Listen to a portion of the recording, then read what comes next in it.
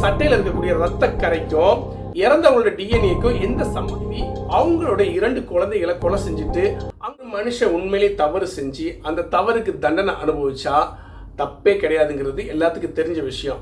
ஆனால் ஒரு மனுஷன் தவறே செய்யாமல் 46 ஆண்டுகள் மரண தண்டனை அனுபவிச்சுட்டு கடைசியில் தன்னுடைய 85, 86 வயசில் இவன் தப்பு செய்யலப்பா, இவன் நிரபராதி, இவனை விடுதலை பண்ணுங்கன்னு சொல்லி நீதிமன்றம் உத்தரவிட்ட ஒரு சம்பவத்தை பற்றி தான் இன்னைக்கு நம்ம பார்க்க போகிறோம்.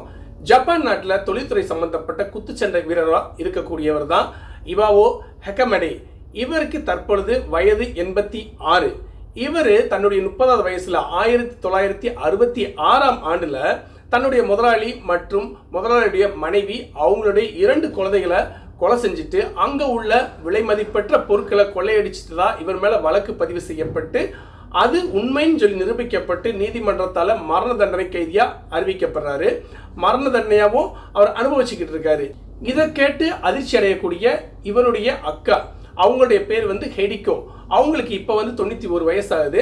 அவங்க என்ன செய்கிறாங்கன்னா, தான் தம்பி கண்டிப்பாக இப்படி பண்ணியிருக்க மாட்டான், இவனை எப்படியாவது வெளியில் கொண்டு வந்துடணும், விடுதலை ஆக்கிடணும் அப்படின்னு சொல்லி தேவையான ஆதாரங்களை தொகுத்து கொண்டு போய் நீதிமன்றத்தை சமர்ப்பிக்கிறாங்க. ஆனால் நீதிமன்றம் இதை எதையுமே எடுத்துக்கல.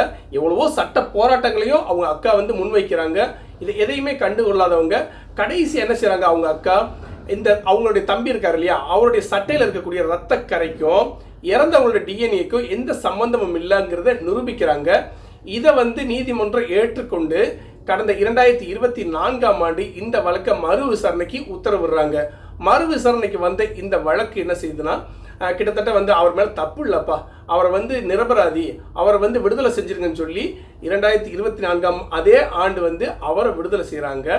அதுக்கு நீதிமன்றம் என்ன சொல்கிறாங்கன்னா, இத்தனை நாளாக அனுபவிச்சு இவருக்கு நாள் ஒன்றுக்கு ஜப்பான் பண மதிப்பு பிரகாரம் 12,500 ஜப்பானிய யென் அப்படின்னு சொல்லி மொத்தம் 217 மில்லியன் ஜப்பானிய யென், அதாவது இந்திய மதிப்பில் பார்த்தீங்கன்னா 12 கோடி ரூபாய் அவருக்கு நஷ்டஈடா வழங்கியிருக்காங்க. இப்போ 86 வயதான இவாவோ ஹெகமடே தன்னுடைய அக்காவான 91 வயசான ஹெடிகோவோட பராமரிப்பில் தான் இருந்துகிட்டு இருக்காரு. 2011ஆம் ஆண்டு இவாவோ ஹெகமடேயோட 75வது பிறந்த நாளுக்கு கின்னஸ் அமைப்பு என்ன செஞ்சிருக்காங்கன்னா, உலகத்திலேயே அதிகமான வருடங்கள் மரண தண்டனை அனுபவிச்ச ஒரு மனிதர் அப்படிங்கிற ஒரு கின்னஸ் ரெக்கார்டை இவருக்கு வழங்கியிருக்காங்க. இது மாதிரி பல தகவல்களை, அரிய தகவல்களை கொண்டு உங்ககிட்ட சேர்க்கறதுக்கு ஒரு அரிய ஒரு வாய்ப்பு எனக்கு கிடைச்சிருக்குங்கிறத நான் உங்களுக்கு இந்த நேரத்தில் சொல்கிறேன். நம்மளுடைய வீடியோக்கள் பிடிச்சிருந்தா கண்டிப்பாக மறக்காமல் லைக் பண்ணுங்கள், சப்ஸ்கிரைப் பண்ணுங்கள், உங்கள் நண்பர்களுக்கும் ஷேர் பண்ணுங்கள். மீண்டும் ஒரு நல்ல தகவலுடன்